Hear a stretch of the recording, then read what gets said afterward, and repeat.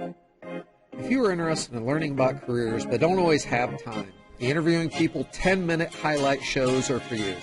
Learn the big ideas here, and if you want more information, you can always watch the full video later. This week's highlights are from my interview with Kevin Davis, a wheelsman with the Interlake Steamship Company. If you've ever wondered what it's like to work on a ship, you'll find out from Kevin today. Enjoy the show.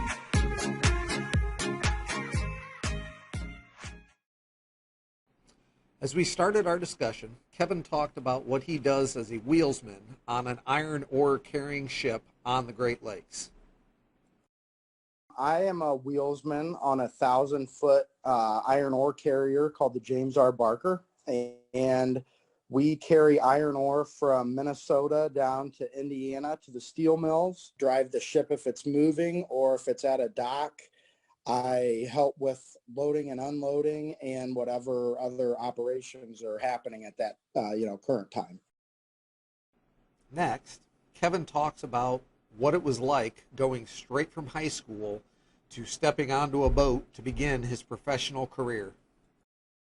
So I started in June of 2008 after graduating from Van Buren, and I went on the Mesabi Minor for 165 days and then came home.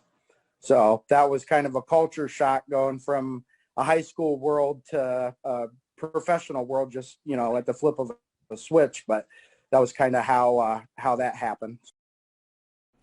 Once Kevin started working on the ship, it became clear to him that there were definitely some positives to working there. Some of the positives would be the challenge. Every day on a ship is different. You never know what the weather's going to be. You never really know what is going to break or what's going to malfunction. So you're kind of at the mercy of the vessel and Mother Nature. So I would say the challenge of the unknown or not knowing what the day is going to be is a positive for me. I like change and I like variety. So if it's pouring down rain and blowing, 60 miles an hour, it's harder to maneuver a ship than it is on a sunny day in July. So each day is a little different, and I like the challenge of the job. The pay is wonderful.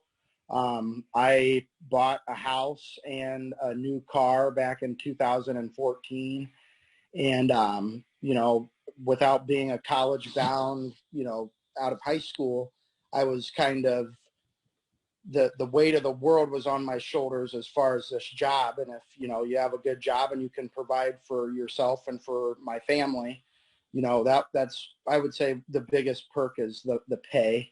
But, there's many other perks, the sights and, different things that we see, sunset, sunrises, colors changing, just the true beauty of the water is really a huge perk to the job as well.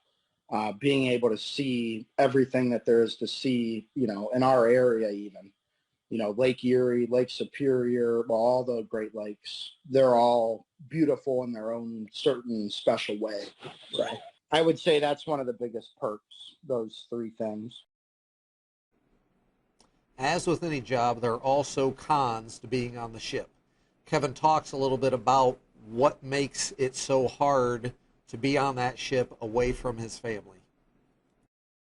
I would say the biggest one is the work schedule. So when you work on a ship, you're on call 24/7. So if something happens at, say, 2 or 3 in the morning, there's a knock on your door and you literally go to work. If you're an entry-level person, you could get a knock on your door at 2 a.m. and they say, you're going to work in a half an hour. So you're on call, and that's a tough thing, very tough to get used to. Being gone from your family, missing birthdays, holidays, special things that happen when people have problems and you're not there to help out. You almost feel kind of helpless because, you're stuck on a ship, so you can't go help somebody. Right.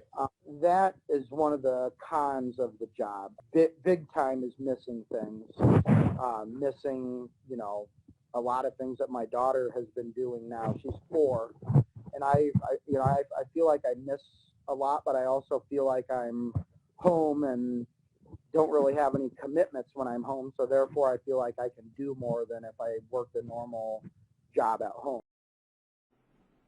While there are some negatives to being on the ship, Kevin still enjoys it. And he talks a little bit about what type of people might be good to work on a ship. I would say people that like being alone, they like their own, space. I would say that's more of the work environment that, is what a ship work environment is. But there's a lot of social people that work on ships too, because they like the adventure, they like the experience. So I would say you kind of have to be middle of the road. There's people that come out on a ship and they think, oh, well, this is going to be great. And then a week later, they're, clawing at the walls because they want to get out of there. But I would say it's kind of middle of the road. We get people from all different areas and all different walks of life. And I think a lot of times the people that come through, they do it because of the money and the experience. But, there's a lot of social people that work on the ships too. I mean, I consider myself to be a pretty social person. So you have to just be able to be alone and away from society, I guess, is the whole circle of things, If you're interested in working on a ship someday, here's some advice Kevin has for what you can be doing now to get ready for that position. I would say if people are considering it, there's a lot of websites out there and on Facebook and social media to learn about Great Lakes shipping. We're a separate outfit from the deep sea, from the ocean shipping. All of our ships work on the inland waterways of Lake Superior, Lake Michigan, Lake Huron, Lake Erie. There's a lot of information out there for people to kind of learn what we do and learn what happens. And then there's 3 steps in getting a job through the company. You have to get a merchant mariner credential through the United States Coast Guard. And that's something that you apply for online. And then there's no test or anything like that. It's basically a physical and a background check. And then there's a TWIC card, which is a Transportation Worker Identification Credential. And that's a card that is basically a background check of you, and it grants you access into the facilities that we go to. Secured port, terminals that we berth our ship at. It's what you need to get in and out of the facilities. And then the third step is applying for a job through one of the companies. And there's multiple shipping companies out there. They're all hiring. If you don't know what you're going to do before you go to college, or if you're unsure, it's a good option to get you out and experience the world and get firsthand life experiences as far as day-to-day life, but also the work experience of, working 7 days a week, which not a lot of people do. Finally, Kevin talks a little bit about what he wishes he would have known when he was in high school about this career that he now does know and understand. One of the biggest things would be the fact of when I went into my job, I was single. I didn't, really have anything to lose. I jumped right into it and have been doing it for 12 years now. But I never realized how hard it was going to be to leave my daughter. And the first time that I had to leave her, it was in December of 2016. She was born in October. I had 2 months with her, actually 3 months with her, and then I went back to work.